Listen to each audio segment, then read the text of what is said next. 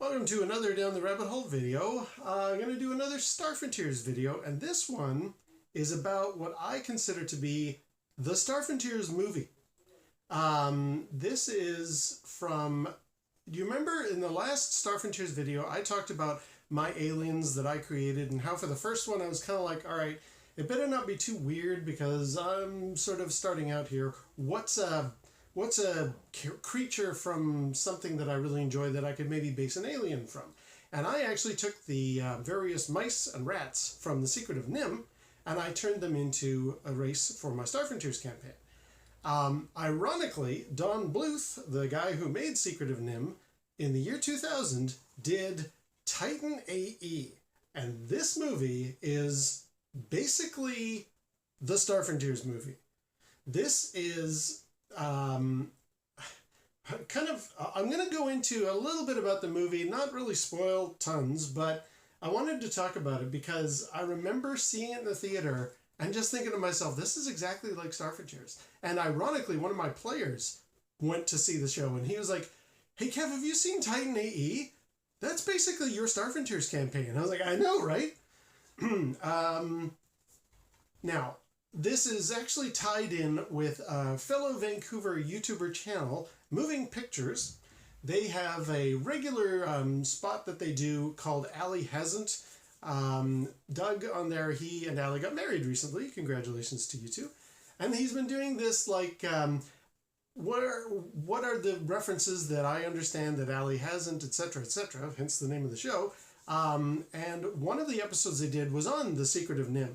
And when he mentioned, it's from Don Bluth, the first reaction from Ali was like, oh yeah, he did like Anastasia and Titan AE. I saw that recently and oh man, that movie has not aged well. And so I was kind of like, yeah, you're kind of right. So I'm going to sort of touch on the movie itself and then really talk about how it's actually very much the Star Frontiers movie. Now, again, with a lot of spoiler toward the end of the film, the basic premise, and this is all in the first 5 minutes, the humans are going to be wiped out by this crystalline race, and what happens is, I think it's the Dirge, what happens is they're going to destroy the Earth, and so our main character, Cale Tucker, his dad builds the Titan, and it's for After Earth, hence Titan AE. It is this giant sphere-like spaceship, hence where I am right now, and in it, they're going to basically put, like a Noah's Ark, all the animals, all the people are all going to live in this and going to shoot off into space.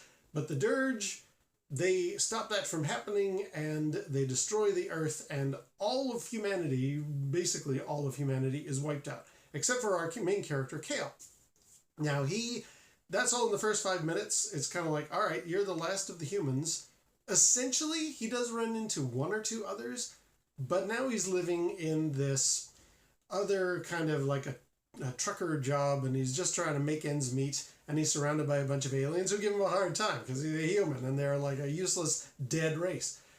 What I really like is it's got the fact that it's not a lot of humans in the story really serves very well what I liked about my Star Frontiers campaign, and I'm sure many other Star Frontiers GMs do as well, and that is Star Trek and Star Wars and Battlestar Galactica and Alien and all these other well-known intellectual properties for science fiction spacefaring adventures.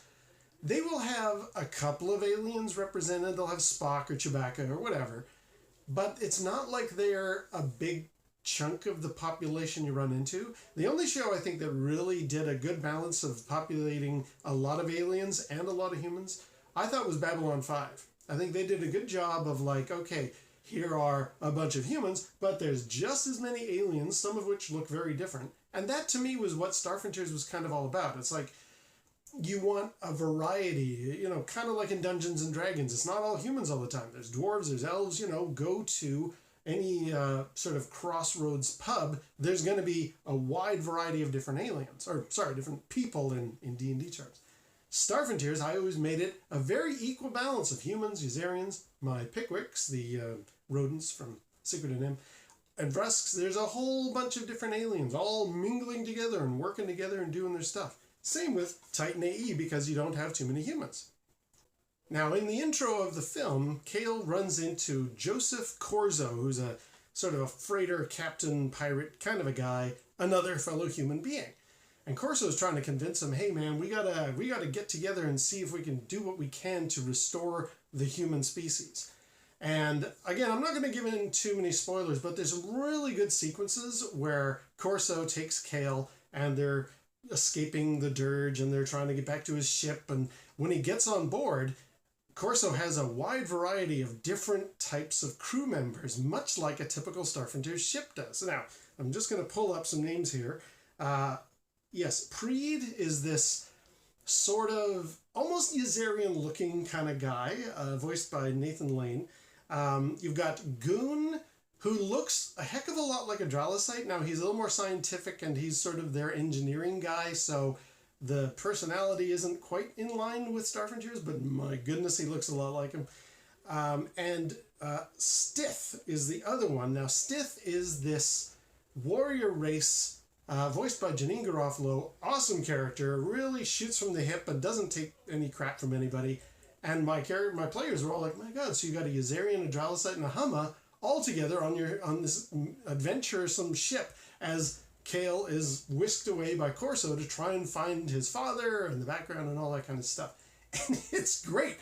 It's also the type of ship that they fly in the movie, their sort of main Millennium Falcon, if you will, is a lot about the right size of, say, an assault scout, a big ship, and that travels through to different alien worlds and they encounter alien creatures on their quest to try and find where maybe the Titan AE has been buried, because that comes up in the story.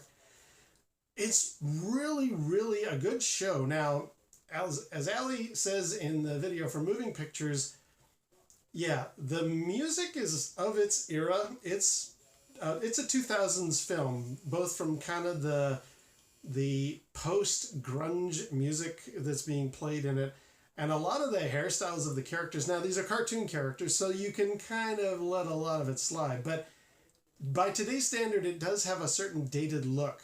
I never have a problem with any of that stuff. Being a kid who's been into science fiction for many decades, I will forgive when some hairdos look a little out for what we think of as futuristic, but I still love them. And interestingly, Cale runs into Drew Barrymore plays the part of Akima, who is this human girl. So of course, Cale's gonna make his moves and hey, we're gonna get together and sort of go on my quest, and you're gonna join me because I'm the hero of the story. Like Matt Damon does the voice of Cale. It's a very nice sort of non-Luke Skywalker-ian kind of hero. This is a guy who's been sort of thrown into it, abandoned by his dad, and he even says at various points, hey, if things don't go my way, I'm just going to do what my dad did best. I'll leave. And that's a great vibe. And, Corzo is not exactly the most stellar character either. There's a really nice balance of these characters really are not in it to be heroic. They're no Captain Kirk types. These are sort of gunslinging, I've been put through a lot of stuff and I'm not necessarily going to help you kind of mentality, which is exactly, at least in my campaign experience, very much a Starfrontiers party. They're all in it for themselves. If things go bad, they're going to just abandon each other. It mirrored a player character base so well. And to see, a character that looks a lot like a Ysarian, a character that looks a lot like a Humma, a character that looks a lot like a Dralosite on a ship fighting the bad guys. Admittedly, the bad guys are not the Sathar, but they are a mysterious alien technology group. So with a little imagination, you could probably say the Dirge are our Sathar of this story. Make them a little more snake-like. They're basically the Sathar. Fantastic. I really recommend, if you haven't seen Titan AE, you got to check it out. It is a very good film. Yeah, maybe a little dated, but I love it. I think it's great. It has... I don't know why it didn't do well in the theater. It may have come out at a time where people were not sure that cartoons could be... there's great CGI overlaid cartoon animation. So it has a really nice art style and the action sequences are really good, but maybe it just wasn't something that your average film goer would understand. Like, is this for little kids? Is this like some adult racy kind of a film, like maybe heavy metal back in the day? What are we watching here? I don't know if I want to take my kids to it, which is unfortunate because it does hit a nice balance of being not for kids, but, you know, a light-hearted bit of an adventure, a Star Wars type of an experience, or in my case, a Star Frontiers type of an experience. Love Titan AE. Not going to spoil the ending. Going to leave it there.